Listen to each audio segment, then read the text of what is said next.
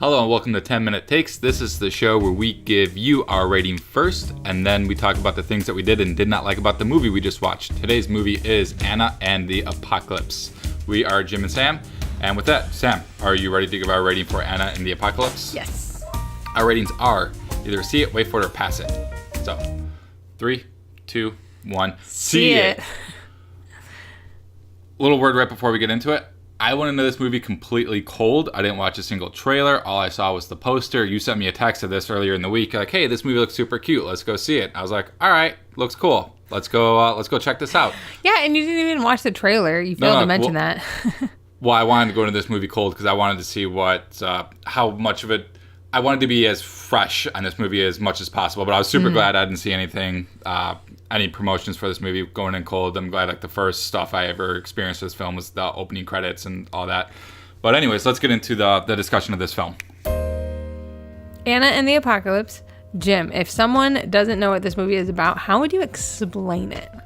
So this movie, I didn't know much about going into it, but pretty much 10 minutes into the film, it identifies what it is. This film is a genre mashup. It is a comedy, musical, zombie film. It is in the vein of Shaun of the Dead meets Sing Street. If you haven't seen Sing Street, if you're watching this, you haven't seen Sing Street, it's another little Irish film that's a musical about a group of kids that form a band to impress a girl that hangs around in their neighborhood. Super sweet movie, really heartwarming and sort of inspirational. Yeah. This isn't a feel-good comedy musical zombie film. Surprisingly. It's a comedy, but it's not a feel-good comedy. It's much in the vein that I was like, Shaun of the Dead is a comedy zombie film, but it's not really a feel-good zombie comedy film. How so? I mean, it doesn't pull its punches. I mean, characters die. Like, there's a lot of... Well, it's a zombie apocalypse. What were you expecting? I didn't expect this at all. And I thought that once it got closer to the end of the film, when it was starting to get more of those hits, you were like, wow, that actually took a total that came out of right field and started giving you all the emotions. Yeah. You weren't expecting it. They subvert your expectations with this film. Were you surprised on how much you liked it because it was a musical? Because you don't like musicals quite as much as I do, but you seem to be getting more into them. I like the new wave musicals. The new wave of musicals? Like I said, like Sing Street. I loved La La Land. This isn't a musical in the same way like La La Land's a musical. It's more of a musical in the same way that Sing Street's a musical, where the musical numbers are like pop songs. They are pop songs, and there's a dance number to them, which made it even more exciting for me because I enjoy that. The reason I like Sing Street so much is because the music was so catchy, and you're right, it is more pop music. This is the same thing in the way that they're dancing, they're singing, they're kicking zombies' butts.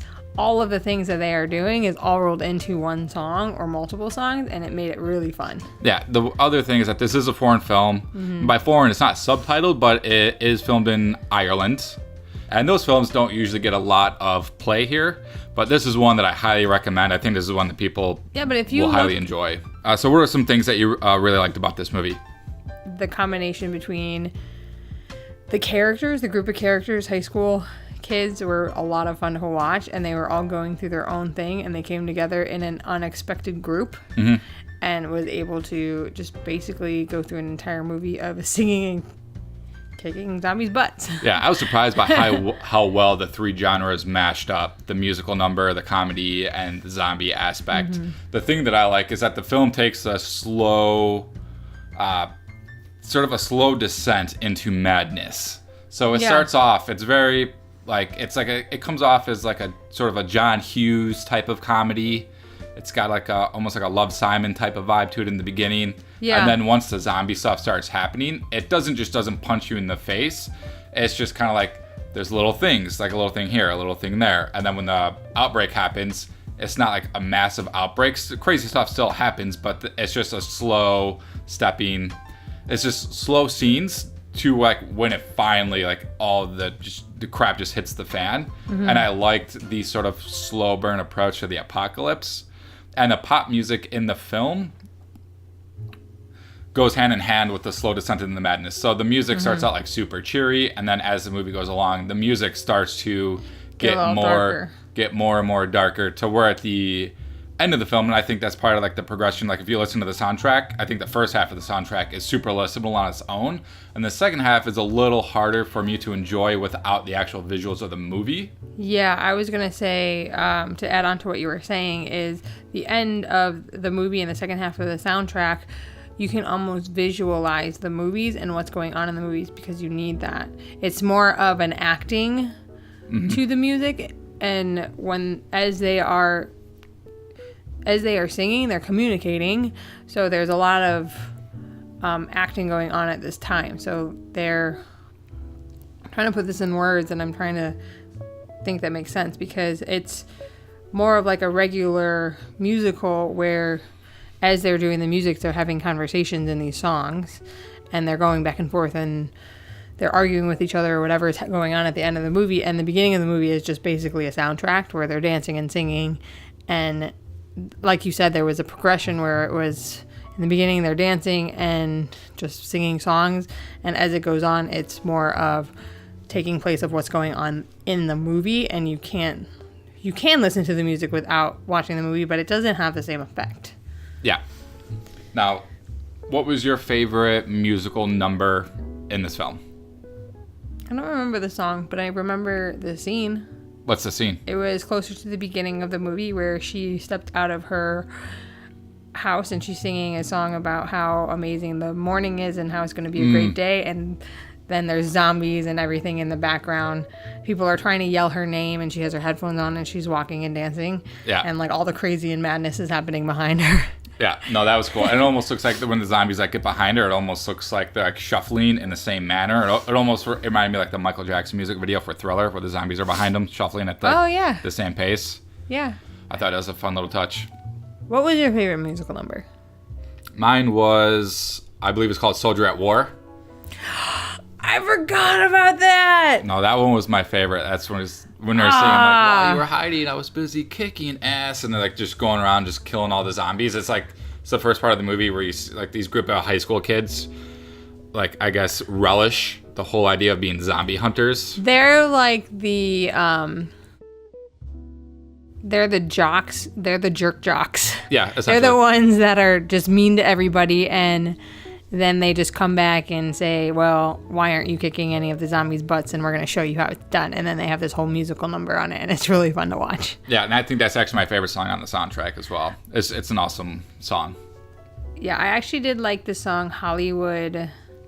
Not Gonna Have a Hollywood Ending, or Not a Hollywood Ending. Not a Hollywood Ending. Yeah, that was a good one. The musical number in the cafeteria. Yeah, that one's really good too. Uh-huh. And I will say that the musical numbers do take sort of a sidestep to the actual plot of the film in the second half. I think the first half, I want to say there's like 4 or 5 musical numbers. In the second half, I felt like there was maybe 2 or 3. Yeah, the second half was short though. I feel like the second half of the movie felt really quick. I could see that, but I also feel like the filmmakers didn't want to undermine the drama in the second half, because there is a lot of drama that takes place in the second half, and I felt like they didn't want to undermine that drama with musical numbers, especially pop musical numbers. Yeah. That makes sense. So I did appreciate that aspect of the second half. Is there anything else about this film that you wanted to talk about? Yeah, I'm actually super curious to see what the short film is about. It's based on a short film called Musical Zombie, and I'm wondering if I would be able to find that and watch it and see where that inspiration came from, because this is quite the film to watch. And it actually gets you kind of in the Christmas spirit in an unexpected way. It does take place during Christmas. I think there is one Christmas song in the movie. There's like 1 or 2, but it's an unexpected Christmas joy. Yeah. Is there anything else you wanted to talk about? I would say, like, if you've seen iZombie, this is kind of along that route. It's like iZombie is a fun zombie film. It also has some... Show? Isn't it a show? Shoot. iZombie is like a fun TV show that you can enjoy about zombies, and it has a little drama, and it has a little comedy, and there's some... It's based on a comic book, so if you're interested in iZombie, I think you would like Anna and the Apocalypse. Okay.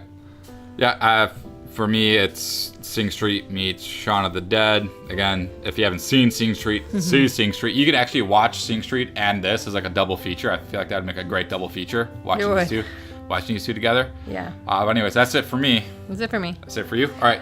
That's it for us on this episode of 10 Minute Takes.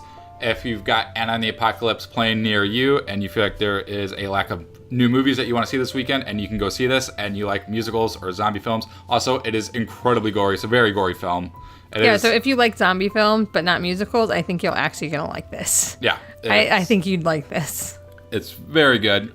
Go check this out. And if you don't get a chance to check it out at a theater, I'm sure it'll be on demand, Blu-ray and stuff like that pretty soon. But absolutely check this out.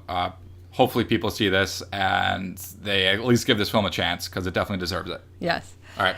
Thank you for watching. Like and subscribe if you'd like to see more. We got more coming. We are doing a review episode on Amazon Prime's Homecoming next. So stay tuned for that. Thanks for watching, everybody.